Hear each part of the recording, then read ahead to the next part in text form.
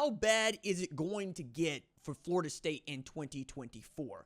It is a fair question to ask, given what we have seen that program endure just through the month of September.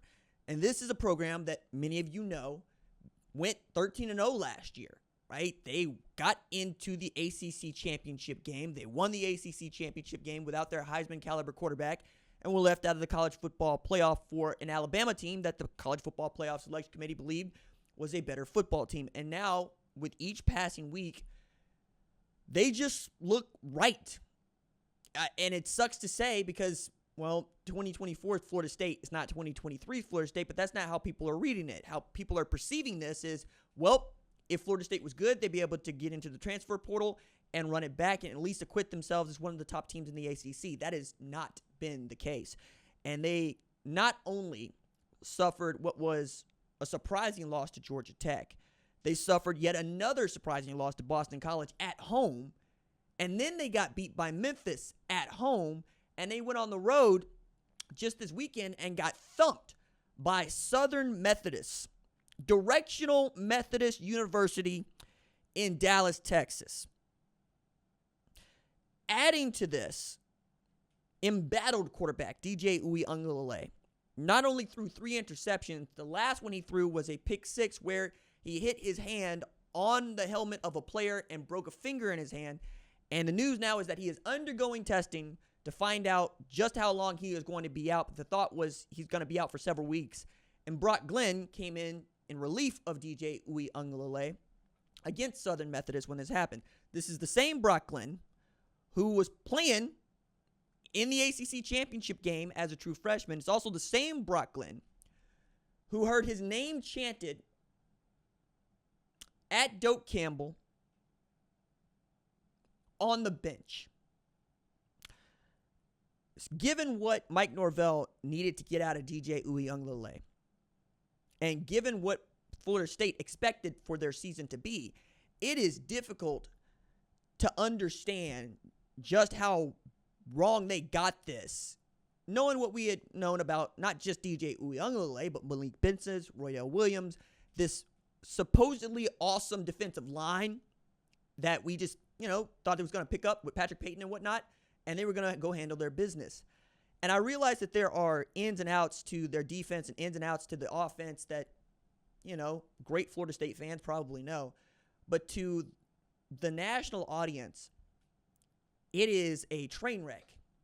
We're not sure at all who to actually blame for all of this, because there was a time for which, I think it was actually 3 weeks ago, that Mike Norvell needed to pull the transfer quarterback for somebody, right? You throw Brock Glenn in there, maybe you throw Luke in there. You see what else you can do. I know this is hard to think about now because A, it's revisionist history, but B, I root for a team, Oklahoma, that has gone through something similar. And I'm using them as an example here just to try to help you understand where I'm coming from with this. I thought Jackson Arnold was going to be outstanding for Oklahoma. And you know what? He showed flashes of that last year. He showed flashes of that in spring game when I got to see him live. He went for 300 yards plus against Arizona. He threw 2 picks that had me scratching my head going, what do you see here? And he kept turning the ball over as a starting quarterback at Oklahoma. And as much as it's his decision-making in as far as what he sees and when he throws it, it's that he's throwing the football to the other team, putting the ball on the ground. Quarterbacks can't do that. Against Tennessee, Oklahoma had 3 turnovers on first down. And that is a game that Tennessee won 25-15. It felt like when Michael Hawkins Jr. got in there, Oklahoma's offense was able to move the football, and they were because they were able to score. Became the first team to score an offensive TD against the University of Tennessee all season.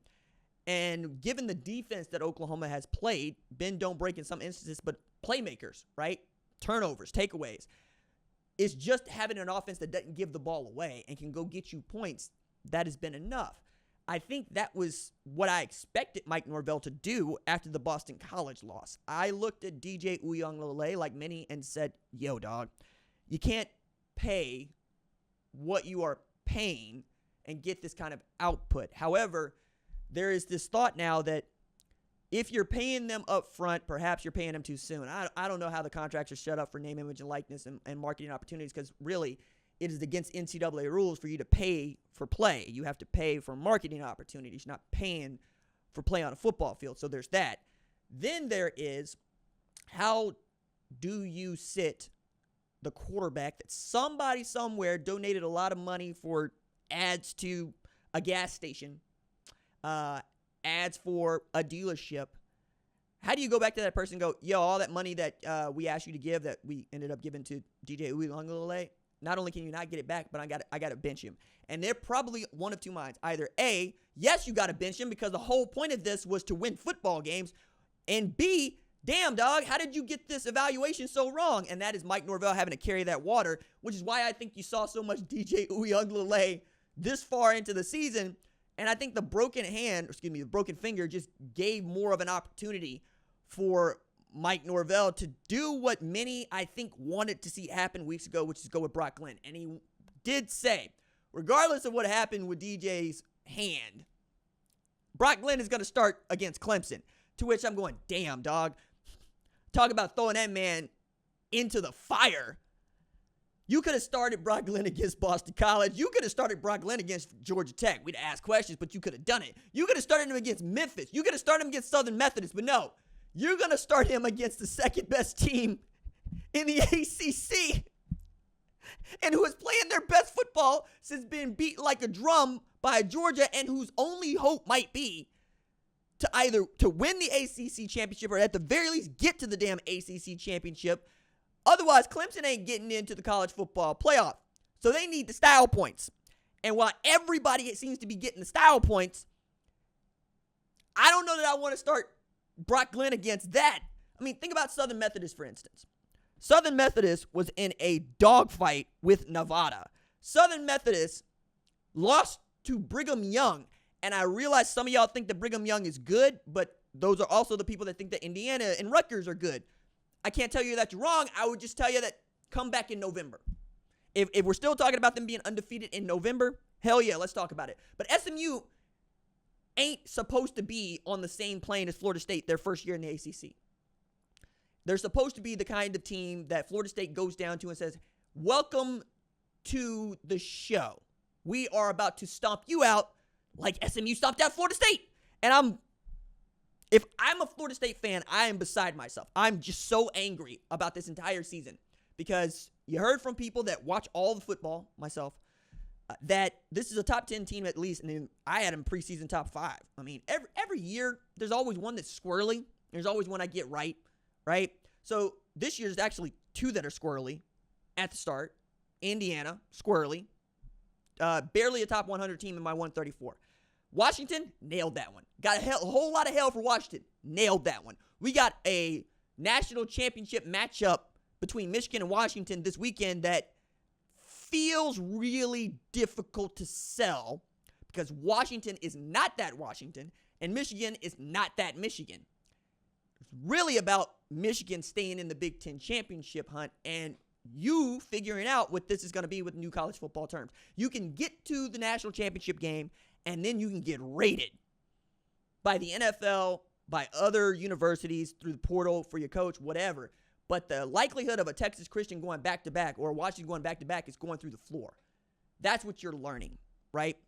On that front, we're also learning that the programs that really want to be good in a hurry, Memphis, Southern Methodist, Boise State, UNLV, they will shell out so that they can play with the big boys. And I, for one, love that because there's never been a better spot for a group of 5 program to make a mark, for them to absolutely say, okay, we see a way for us to make up some ground here if we got a little bit of money in our pocket. And Memphis got $25 million from FedEx for expressly that purpose. Hey, go get players. Go get dudes. And they're going to do that. That's why we get to see 7th round quarterbacks coming back for a 7th year or 6th year of college football that are dealing. Cam Ward probably should be in the NFL, but wasn't going to get drafted in the first round. Dealing. Dylan Gabriel, same difference. Dealing. Alan Bowman plays on not a great Oklahoma State team, but that really ain't his fault. Like, he got the hook against Utah, and they ended up having to go back to him because Garrett Rangel ain't it. It's also looking around at Cam Rising, who may try to get another medical red shirt if we're not careful here. 7th-year quarterback. I think the bet on DJ Uiagalelei for me was Mike Norvell knowing what to do with him, and maybe there was something he saw that he could fix. But right now, Brock Glenn is Florida State's best opportunity to win a football game, and that is not how Mike Norvell drew this up.